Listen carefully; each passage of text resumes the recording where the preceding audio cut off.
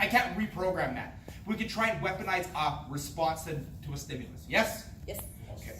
So that's just me clearing it up for my own sanity. So from here, number one on how we're going to do it is by creating a physical barrier.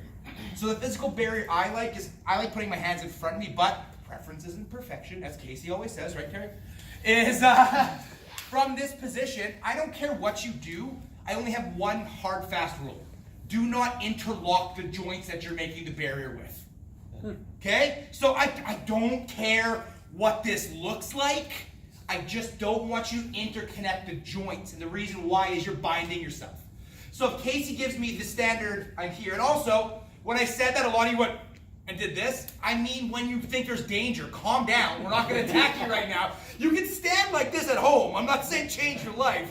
I'm saying when you believe a threat has happened, we want you. So why, if Kasey goes like this and I get this is mine for at least a couple of shots, right? I've now taken away his ability to put a framework in the way.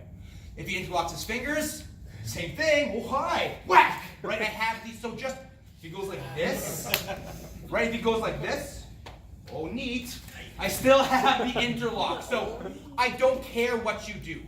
If you want a prescribed method, I like this. But it's me. I don't care if you have one, just don't interlock whatever it is. That's the rule. Make sense? Okay. I'm going to work from here. Please work how you wish to work. So from this position, we're already uncomfortably close. We've already broken some proxemics rules. We don't know if the person's going to go. There's no verbal part to this right now, but a great, for me, my favorite information gathering part at this range is the question, how can I help you? Okay? Somebody walks up, hey, how can I help you? And if they give me a problem to solve that isn't come in my van, right? Then I like to assume that this might be a social situation. I might be able to talk my way out of this. If I say, how can I help you? Because you could die, motherfucker. Then this is a predatory situation where it's going to go high and I can activate this. So I say that self-defense is 80% information gathering. This is the information gathering part to me, is hey, how can I help you? If he gives me a solution that's reasonable and every situation is different, this is not gospel. You have to use your own problem solving skills for this, right? But how can I help you? If it's a solution, learn how to drive. Cool, I'll take some driving lessons. Sorry about that. Is there any way? Do you want me to help you with the car? Do you want me to stay where you go? Yes, that's your face-saving way out. If he's like, I always wanted to taste human blood, well, we got a different situation here, and I need to then activate this. That's where your preemptive stuff would go. Yeah? Yep. Very quick, simple answers to a very deep, complex question. These are good rules. So, from this position now, your partner is going to give you just a basic stimulus.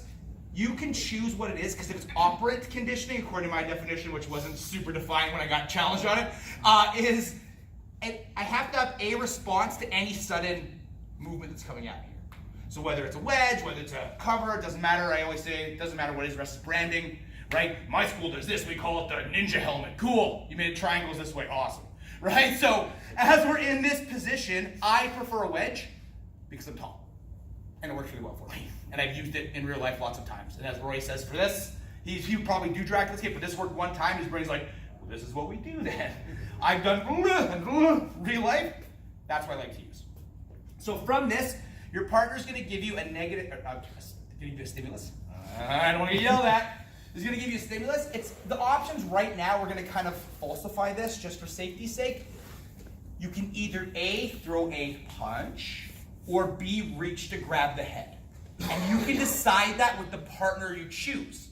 Because if the person you worked with isn't going to meet a street brawl, maybe this isn't a problem. Maybe they're going to get grabbed and controlled. So I don't care what you do here. Just give them something. Don't change levels yet, because you might zig when you should zag, and we'll get a cut, and I don't want the injury to last class.